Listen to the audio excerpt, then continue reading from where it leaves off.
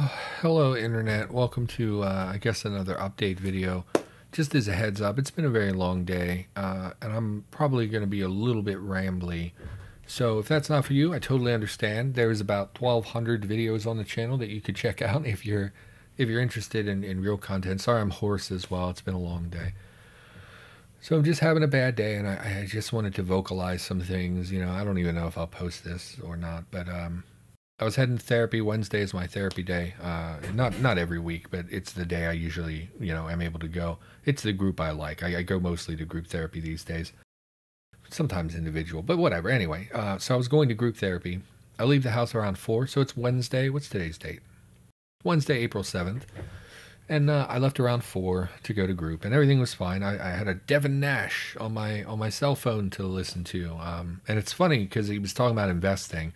And so Devin Nash, if you don't know, he's a streamer and YouTuber, does a lot of industry talk. So like if Twitch drama happens, he talks about it, but mostly it's stuff like business, how to turn content into a business, how to think about content like a business instead of thinking about it as a hobby or for funsies.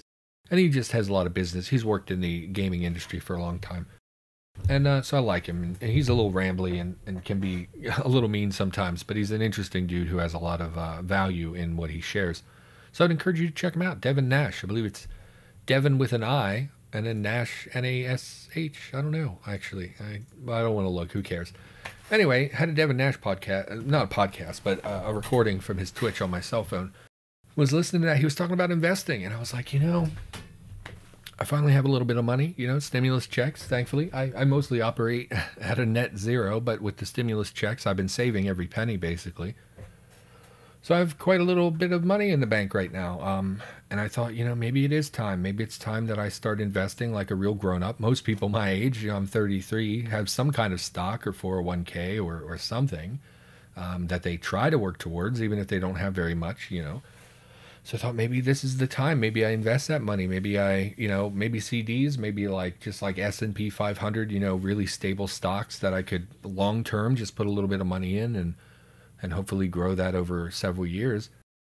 And the universe said, wait a minute, this guy has money, let's ruin his day. So the universe was like, nah, let me show you where your money's going to go. And then the car broke down. So that was a lot of fun. Spoiler alert, my therapy is in, oh, that was loud, huh? Spoiler alert, my therapy is in a very busy, very main city near here. Like I live in a small town in the country. My therapy exists in a city nearby that's about, it's like 45 minutes to an hour depending on the traffic, and it's usually about an hour because I go at 4 and I usually get there at 5, so there's a lot of traffic in that time period because people get off of work and whatever.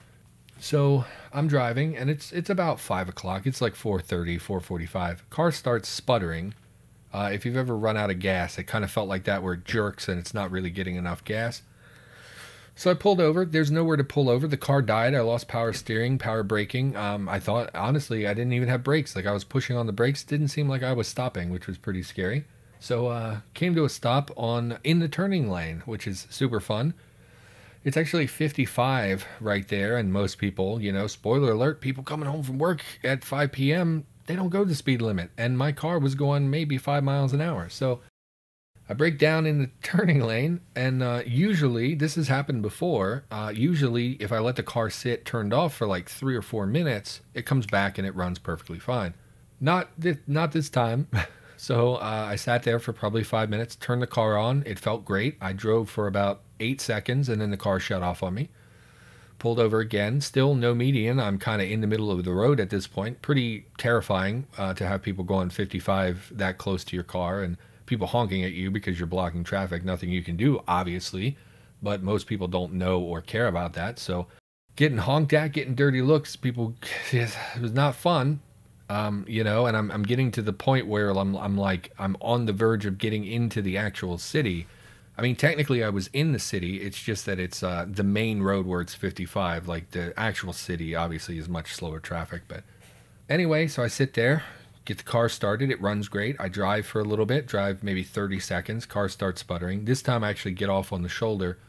And I call my therapy because I'm going to be late. And I'm a really responsible guy with that sort of thing. So I called them and said, hey, I'm running a little late. Car's giving me trouble. Previously it's done this. It worked out and I was able to get there.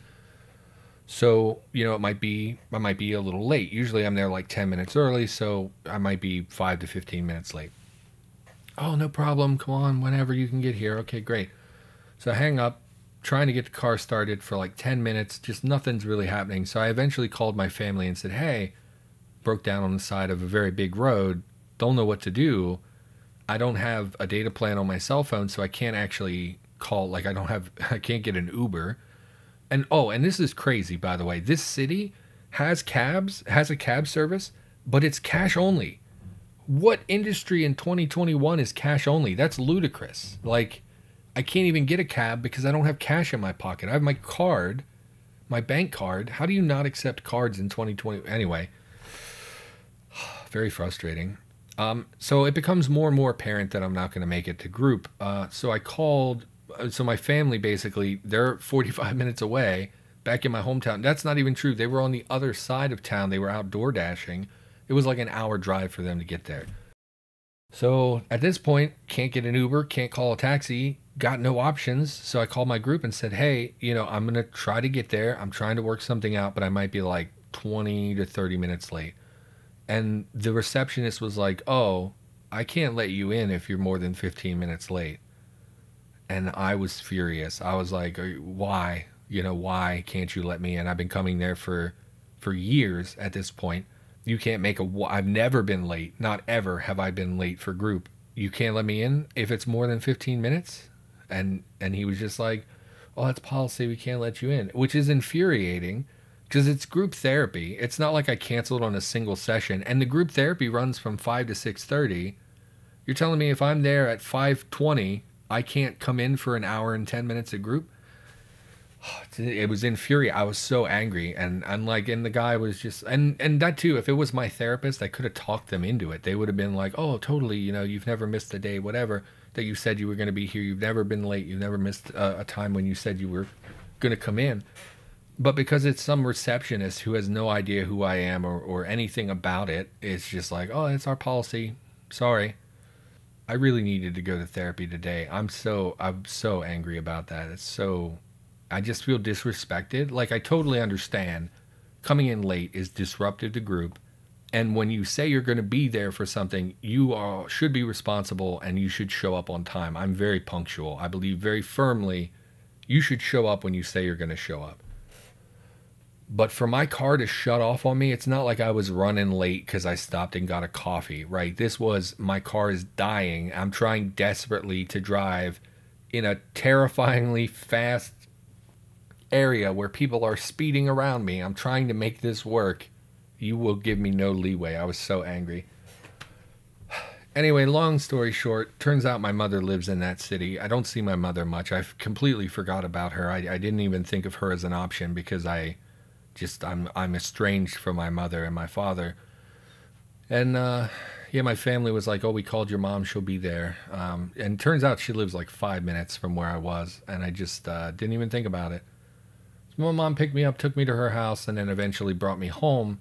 Car's just broken down, and I did the responsible stuff. I put a sign on the window. It says, broken down, will have towed ASAP. I put a shirt hanging out the window so like people know it's broken down.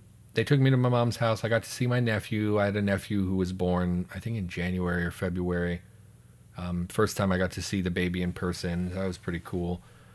But I don't like being around my mom super very much. I was really abused as a kid, and my mom let a lot of that stuff happen. And as a teenager, I blamed her a lot for everything that was wrong with me. Like a lot of teens can't take personal responsibility. They blame everyone but themselves, whatever. And I've grown as a person since then, but it's really hard to look at my mom and not see the lady who let me be abused for a really long time. So I don't really like being around her and the kids and stuff. I mean, they're not kids anymore. My brothers and sisters, my mom's kids, other than me, that live with her.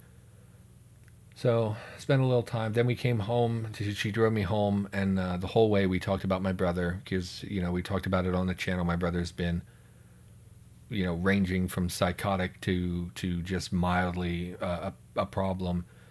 So she wanted to talk about that. And so we talked about that at length, which is just depressing and made me super sad. And even like she agrees with me on almost every point, but it's still frustrating somehow to have her talk bad about my family. It's weird. I don't view my mom as part of my family, and when she badmouths the people I live with or my brother, it just feels super. It's just upsetting because it's like I live with them. I get to say those things. You don't get to say that. So it's super interesting. And she's just been a bad mom. Like, my brother has a lot of issues, has always had issues. She never stepped up to be the mom. You know, she was always just, she hates him. I think she hates him. And it's like, that's your son. You know, if anyone should be taking care of him, it shouldn't be me. I'm tired of trying to take care of him. It shouldn't be this family I live with. It should be you. You're his mother. Anyway, that's a whole can of worms. So, I don't know. They gave me an Easter basket for my niece. That was nice. So she'll have some chocolate and stuff when she comes this weekend. But, like, today just sucks so bad, man. I had plans for that money. I just want things to be okay. I'm so tired of things being so terrible all the time. Every day, it just is like one new horrible thing. I don't know how people do it. I don't know how normal human beings, like, and it's crazy too, because this is super innocuous. Most people deal with this stuff all the time. Internet, you're listening to this right now. First of all, if you're still listening to this, you're a freaking saint, because we're 11 minutes into me just sort of being a whiner. So God bless you. But people deal with this stuff all the time. You probably have dealt with this. Have you ever had your car break down on you? It probably didn't ruin your whole day, but for me, car broke down. I'm sitting there in the car. It's like 85 degrees today, by the way, which is freaking crazy because it was 40 degrees not 2 days ago. Super hot, sitting in a car. People just shooting past me in spaces, honking at me, furious with me. And it just was, and my therapy, I felt like they turned their back on me. I could have made it there. I could have had my mom drop me off at therapy, but they were like, nah, 15 minutes, you can't come in. So like this little thing, literally, it's like 8:30 right now. I got home maybe around 8 o'clock. It was only 4 hours of my day, and it completely ruined my whole week. Like, my whole week is screwed. Now next week I have to make time to go to therapy when I was planning to have that time free to do like YouTube and stuff. And like my whole week has been, I'm so miserable right now. I took my medication. I have, what is this? It's hydroxyzine. I don't know if you've ever heard of that. I've never heard of that. But anyway, my therapist, my psych gave me this for when I'm spiraling mentally. Like, these are not something I take every day. These are, and the bottle's empty, so you can't hear me shaking the pill bottle, I guess. They gave me these pills. Basically, this is not an everyday pill. This is like, hey, you're spiraling mentally and you're like feeling like you're on the verge of a breakdown. Go ahead and take some of these pills. So I took some of these, and like, I don't know what to do. I came home. I bought a bunch of coffees. I bought some candy and shit because, like, I'm just not feeling happy, and I eat when I'm sad. I'm such a fat piece of crap at this point in my life. I'm just, and, like, today's just ruined. I'm not going to get any work done. This is just whining at this point. I'm just having had a bad day today, And then my family's, like, mad about it, too. Like, they're talking about getting a tow, and I keep telling them, like, I'll pay for the tow. It's not a big deal. And they're making a huge fuss out of this, and it's like, it's not even their money. What do you care? This is all going to come out of my pocket. This isn't going to affect you. I don't know. Today sucked. I feel so terrible. I don't know what to do. Like, I go to work at, like, I'm going to leave for work probably at, like, 2 o'clock in the morning. So I have, like, 5 or 6 hours. I don't know what to do. I can't do anything productive. I can't record. I'm in a terrible, terrible mood. I don't know what to do with myself. Probably just watch Brooklyn Nine-Nine. Play some Muse Dash or something. I'm just super sad. I don't know. Normal people, this wouldn't have affected them this much. Like, internet, if you had your car broke down and your mom picked you up and brought you home, you would just go about your day. Like, it would suck, but you would just keep going about your day. For me, it's like, this ruins everything. I'm going to think about it all night. I'm going to wake up tomorrow and I'm going to fret over the car. I'm going to fret over therapy until I can get that sorted out. I have expected them to call me and be like, why didn't you come to group? And it's like, well, I don't know. I don't know what to think. Anyway, I think that's enough. I'm just sad. I'm sweaty. And I'm just sad. All right, internet. Hey, thanks so much for listening. I know, like I said, if you make it this far in the video, you're like one of 3 people who listened all the way through to the video's conclusion, and I appreciate that. I just, like, that's the real viewer, right? to people who actually care enough to listen to some rambly thing about I'm hoarse as hell. Somebody listening all the way through to me just ramble about being sad over something that's not even that big of a deal, really. All right. Well, on that note, everybody, thanks so much for listening. I don't know. I'll be back with real content in the near future. In fact, the day this goes up, I think another video for Cataclysm will have gone up. So just go watch that. Go watch that if you want to watch something. All right, everyone, thank you. I'll see you next time.